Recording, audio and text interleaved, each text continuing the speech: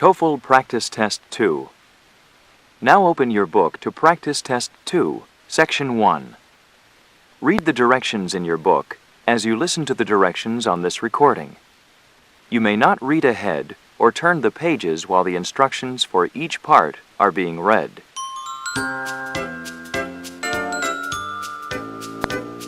TOEFL Practice Test 2, Section 1. Listening Comprehension. In this section of the test, you will have an opportunity to demonstrate your ability to understand conversations and talks in English. There are 3 parts to this section, with special directions for each part. Answer all the questions on the basis of what is stated or implied by the speakers you hear. Do not take notes or write in your test book at any time. Do not turn the pages until you are told to do so. Part A. Directions. In Part A, you will hear short conversations between 2 people. After each conversation, you will hear a question about the conversation. The conversations and questions will not be repeated. After you hear a question, read the 4 possible answers in your test book and choose the best answer. Then, on your answer sheet, find the number of the question and fill in the space that corresponds to the letter of the answer you have chosen. Here is an example. On the recording, you hear, "What's the weather been like there this winter?" About the same as last. What does the woman mean? In your test book, you read, A. At last, winter is almost over. B. She doesn't like winter weather very much. C. This winter's weather is similar to last winter's weather. D.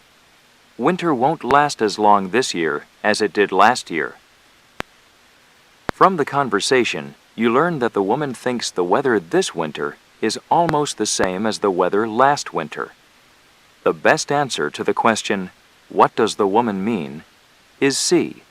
This winter's weather is similar to last winter's weather. Therefore, the correct choice is C. Go on to Part A.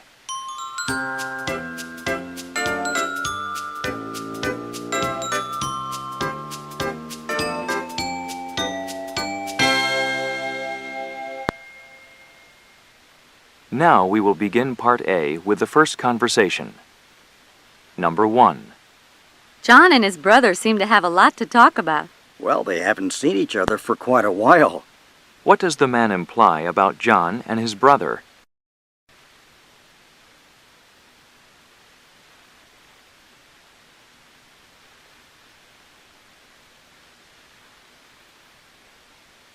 Number 2. I'm tired of sitting at home. How about a movie? Sure, why not? What does the woman mean?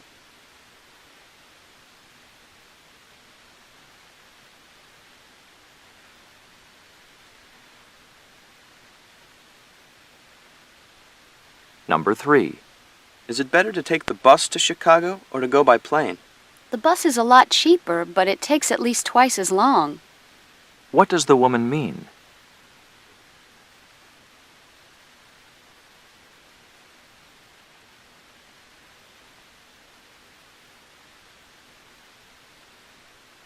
Number 4. The red one looks better on you than the striped one does. But the collar on the red one is too big and the sleeves are too long. Where does this conversation most probably take place?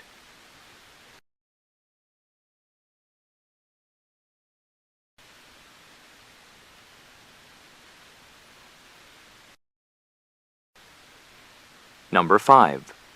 I heard Ted ended up in the emergency room this morning. Is everything okay? He's being kept overnight for observation. What does the woman imply?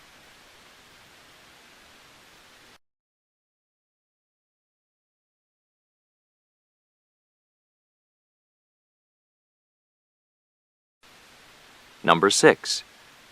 Let's practice that dance routine some more, Anne, and see if we can get it right this time. Again? We've already tried it 6 times. What does Anne mean?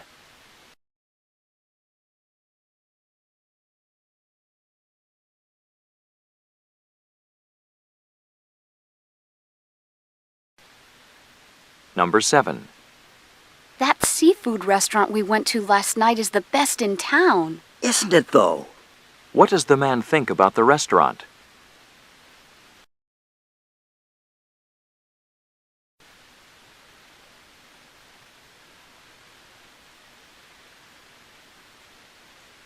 Number 8.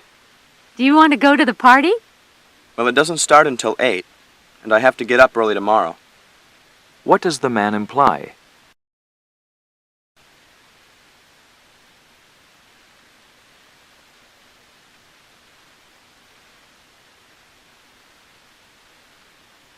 Number 9.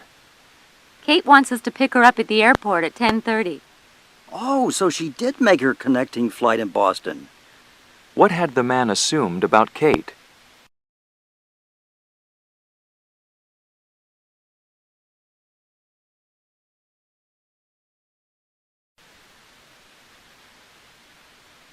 Number 10. I had to wait 50 minutes to see the doctor. I could have told you that would happen. What does the woman mean?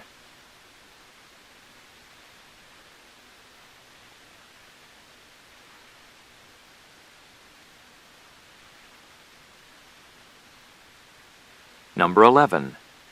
I have to turn my paper in late. I hope Professor Smith won't be too unhappy. Well, this is the first time you've ever had to ask for an extension, so I don't expect she'll be too hard on you. What does the man think Professor Smith will probably do?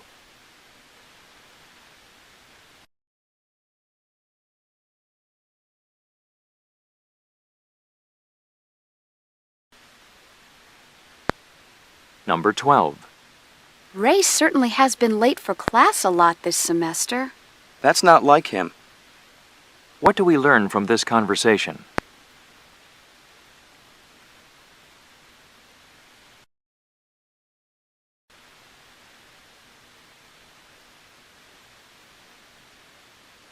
Number 13. My history term paper has to be typed. Shouldn't you type your English paper, too? What does the man suggest?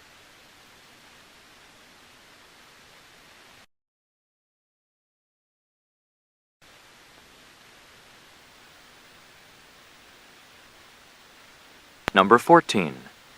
Do you mind if I use your phone? John's calling his mother right now. What can be inferred from the woman's response?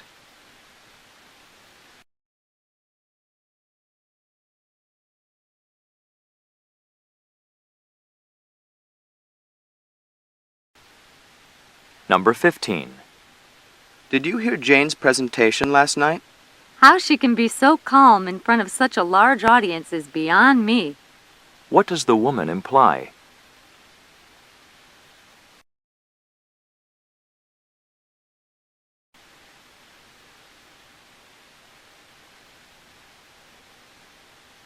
Number 16.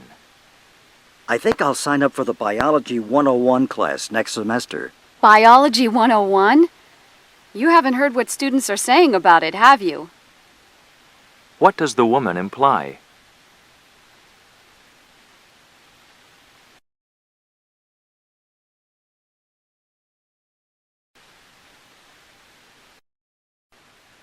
Number 17. Can you tell me when lunch is being served today? The schedule is posted on the door of the cafeteria. What does the woman imply the man should do?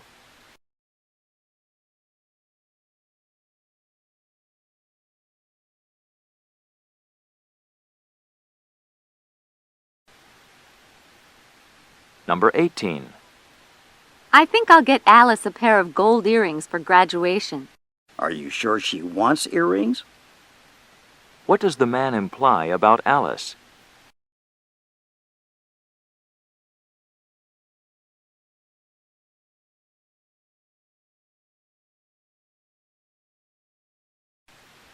Number 19. Say, this dinner is great. When did you have time to prepare all of this food? I didn't. I had it delivered. What does the woman say about the food?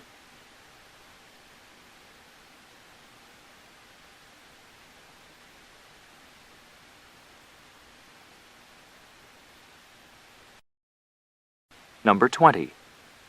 Jane's new job has become more than she can handle. I'm sorry to hear about that. I hope it works out for her. What does the man mean?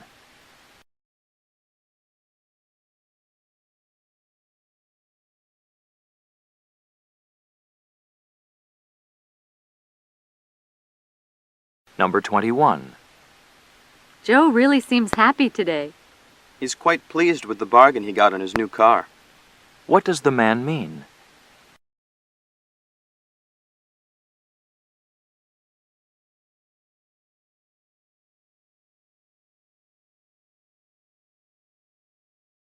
Number 22. I'd like to talk to you about the repairs you made to my television. It still isn't fixed. I'd be glad to look at it again if you can bring it back in. What does the man mean?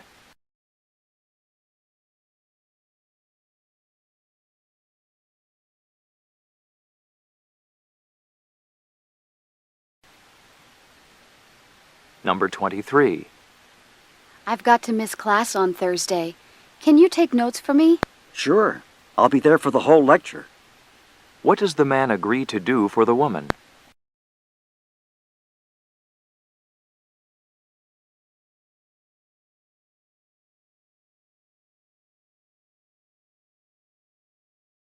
Number 24. Linda is sure doing well in her science class. She'd better be. I've been tutoring her every day. What does the man mean?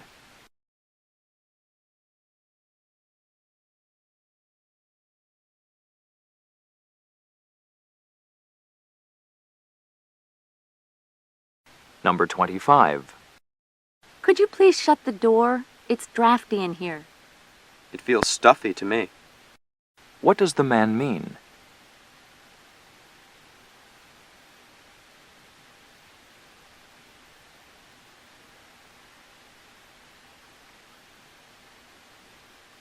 Number 26.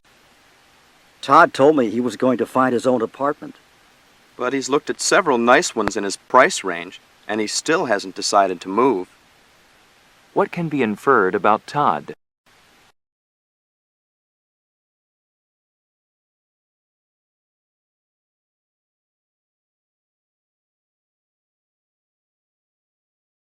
Number 27. Did you have any luck booking a ticket? The travel agency was closed. I'll have to go back tomorrow. What does the woman imply?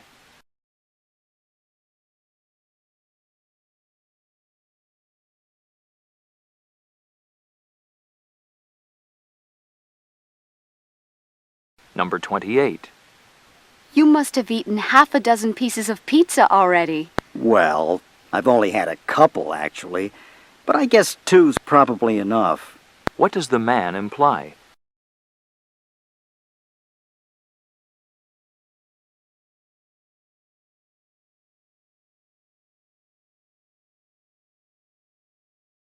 Number 29. I'm going to buy a tape of jazz music this afternoon. Not another one. What does the man imply?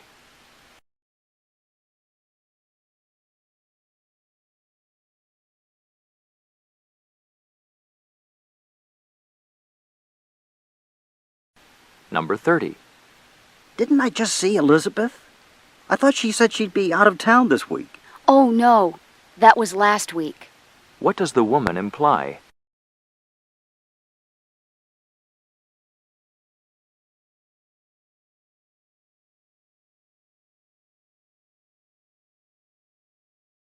This is the end of Part A. Go on to Part B.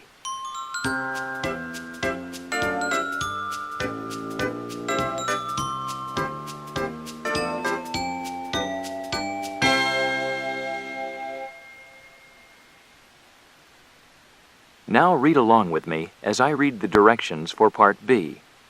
Remember, you should not read ahead or turn the pages while the directions for this part are being read. Part B. Directions. In this part, you will hear longer conversations. After each conversation, you will hear several questions. The conversations and questions will not be repeated. After you hear a question, Read the 4 possible answers in your test book and choose the best answer. Then, on your answer sheet, find the number of the question and fill in the space that corresponds to the letter of the answer you have chosen. Remember, you are not allowed to take notes or write in your test book. Now we will begin Part B with the first conversation. Questions 31 through 34. Listen to 2 friends on a hiking trip. I can't believe that we climbed Blue Mountain in only 2 hours. Look, you can see half of Star Lake from up here. The only thing that puts a damper on this view is the bugs. They are swarming around me. It must be those tiny little black flies. Wait! Don't move! You have a beautiful butterfly on your back, an orange and black one. A butterfly? Are you sure it isn't just a moth? No, it's a butterfly. Butterflies have rounded antennae, and when they're sitting still, their wings are outspread. Moths are different. They have finely pointed antennae, and they fold their wings more tightly against their backs. When did you become such a nature watcher? Just get it off me so that I can move. The black flies are starting to bite me. Okay, hang on just a second. I want to take a picture of this butterfly before it gets away. You know, you're lucky that it isn't a caterpillar. If it were, it could tickle slightly or even give you a rash. Though if you think about it, this butterfly once used to be a caterpillar. I remember this from grade school. Metamorphosis, right? After the caterpillar hatches from the egg, it goes through 2 more developments before becoming an adult, the larva and the pupa stages. That's right. In the larva stage, the caterpillar attaches itself to a branch by spinning silk from its head. In the pupa stage, it lives in a cocoon and develops into an adult butterfly like this one. Right. Pretty incredible when you think about it. But the view up here is incredible too. Let's get going. Is the butterfly gone yet? Oh, yeah. There it goes. See? Number 31. What is this conversation mainly about?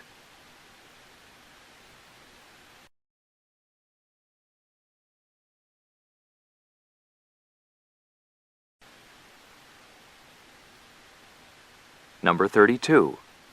According to the woman, what is one way in which butterflies can be distinguished from moths?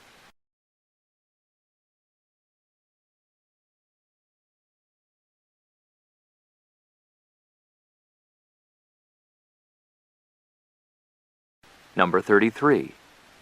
What bothers the man about black flies?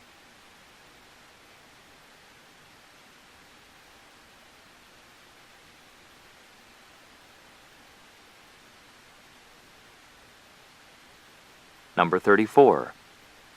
What happens to caterpillars during the pupa stage?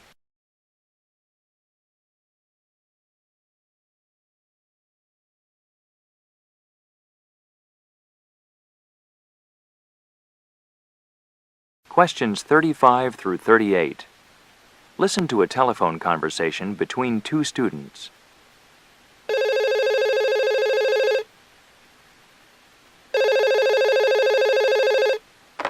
Jones residence. Mary speaking. Hello, Mary. This is Ted. I just called to see what you're up to. You weren't in English class today. You almost never skip class. Didn't you hear your alarm? Actually, I needed to go to a doctor's appointment. Oh, I'm sorry. What's wrong? It's not serious. They said that I have anemia. It's actually quite common among women. Isn't that a condition in which the blood is deficient in red blood cells? That's it. And it means that I have to eat more foods high in iron, like beef liver and spinach. Some cereals are iron fortified as well. Yuck. Can't they just give you some pills? The doctor did give me iron pills to take every day, and those should help too. They'll check my blood 8 weeks from now to see how well I'm responding to the treatment. Until then, you'll have to eat lots of cold cereal?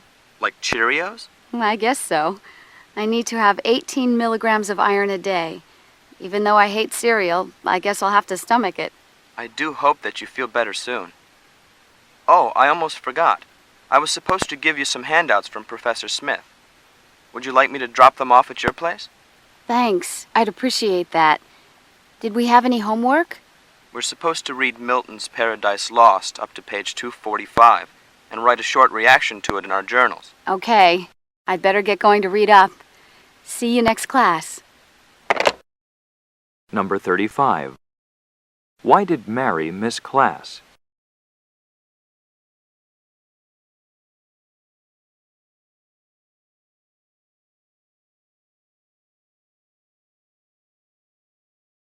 Number 36. What is wrong with Mary?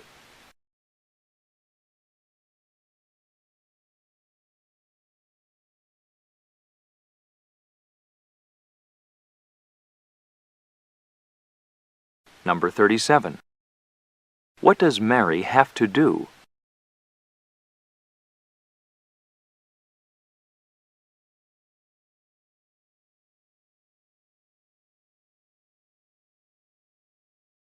Number 38. What did Bill almost forget to give Mary?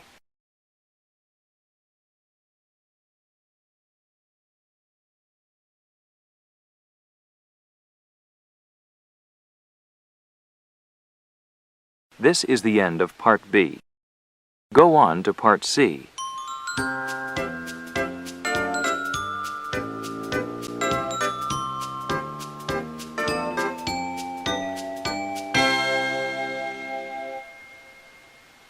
Now, read along with me as I read the directions for Part C.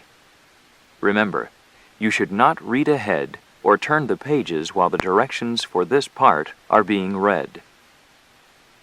Part C. Directions.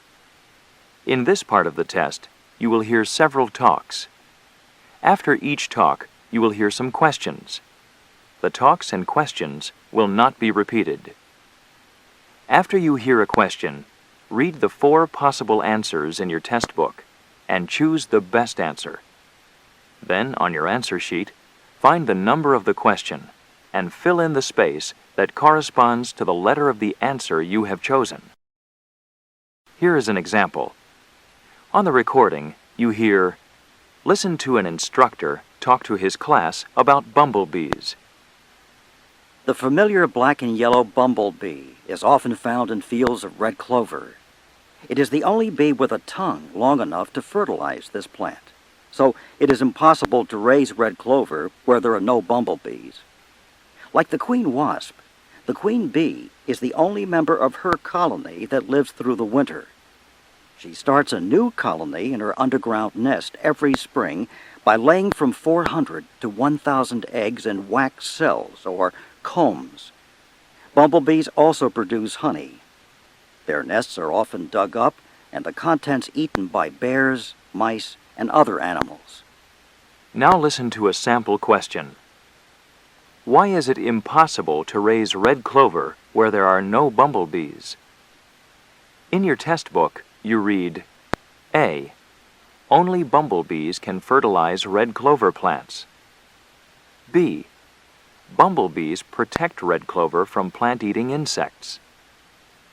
C. Bumblebees bring water to red clover plants on their tongues. D. Bumblebees keep mice and other animals away from red clover plants.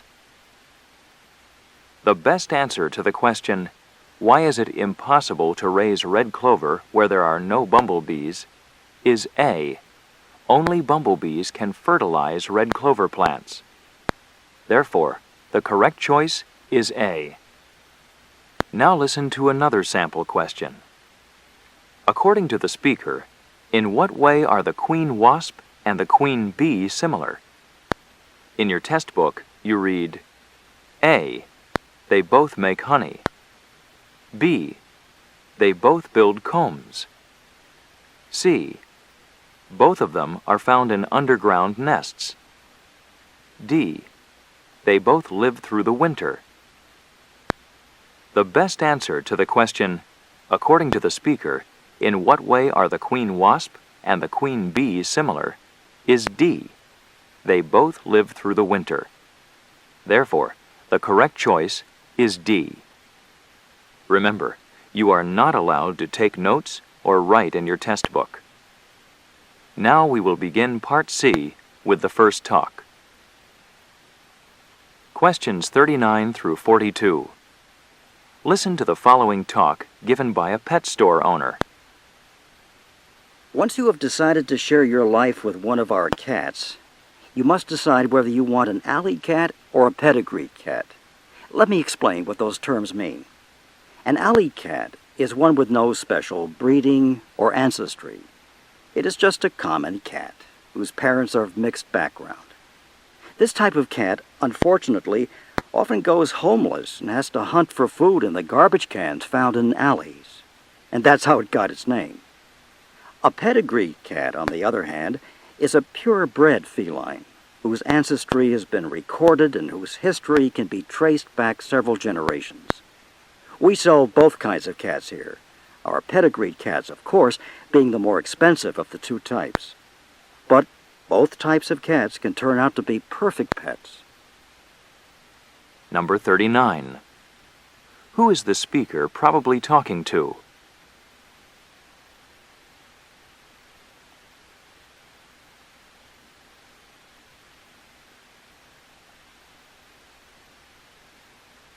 Number 40. According to the speaker, what is an alley cat?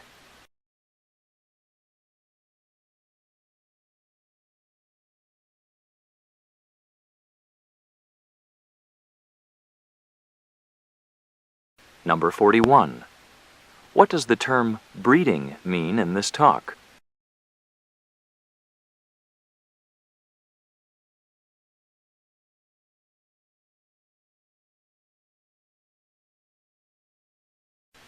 Number 42.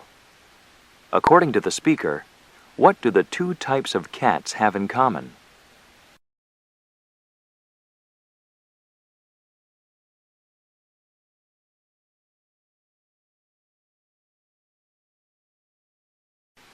Questions 43 through 47. Listen to the following remarks from a history lecture. I spoke yesterday about the construction of ancient Viking ships. Today I'd like to discuss the trans-ocean voyages that the Norse made in these open boats, voyages made without compasses or charts. Somehow the Vikings managed to get across the North Atlantic and back home again. Although the shortest distance between the coast of Norway and Greenland is about 900 miles, the Vikings preferred to take a longer route south of Iceland and thereby avoid pack ice. This was a voyage of well over 1,000 miles.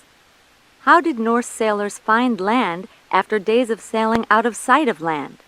Well, experienced sailors used the relative position of the stars to help them navigate. The sun's position could also be noted, but it moves across the sky, and its position alters a little every day, so it was not easy for the Vikings to use. However, even when out of sight of land, an experienced sailor could find information. As there are landmarks on land, so there are at sea. Whales gathered in large numbers to feed at an area half a day's sail south of Iceland. Migrating birds on their annual flight were also helpful because they always followed the same route. So geese flying between Britain and Iceland were of particular use to the Vikings. One Icelander also took ravens with him, releasing them until one day they didn't return. He followed their direction and found land. In 900 AD, ingenuity had to take the place of technology. Number 43. What is the main topic of the talk?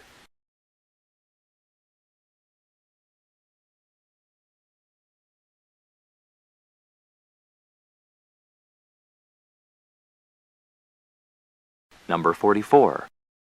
What did the speaker talk about yesterday?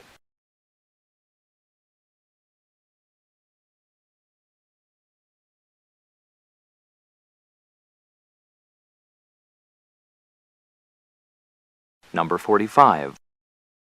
Why didn't the Vikings take the shortest route between Norway and Greenland?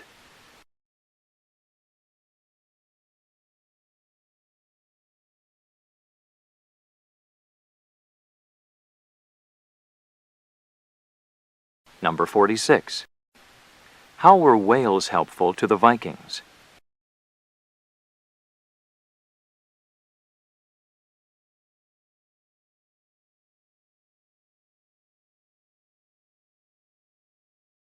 Number 47. What can be inferred about Vikings from the talk?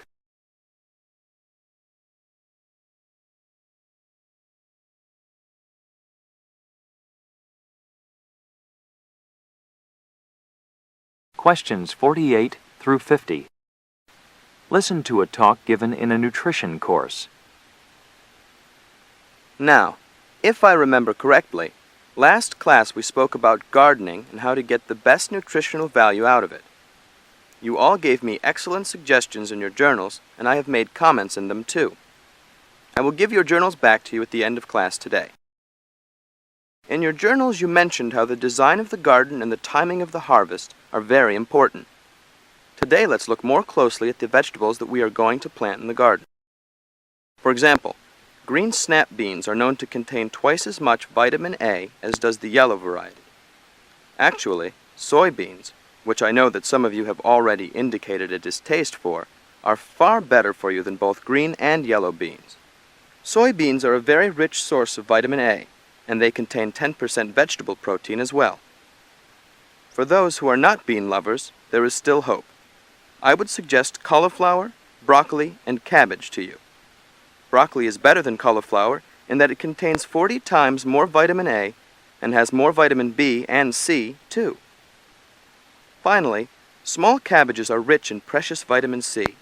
Vitamin C, by the way, is a great agent against disease and stress. I know that you are all preparing for final exams, and stress is a factor for you these days, so I thought that I might mention that. Number 48. What is the main topic of this talk?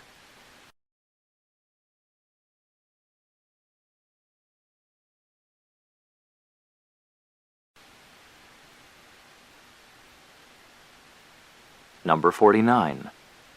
Why are soybeans so important?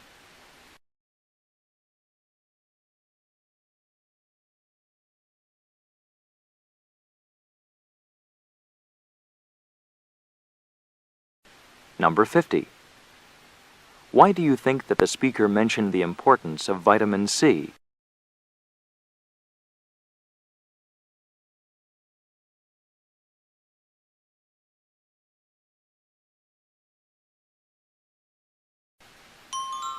This is the end of Section 1 of Toefl Practice Test 2. Stop work on Section 1 now. Turn off your cassette player.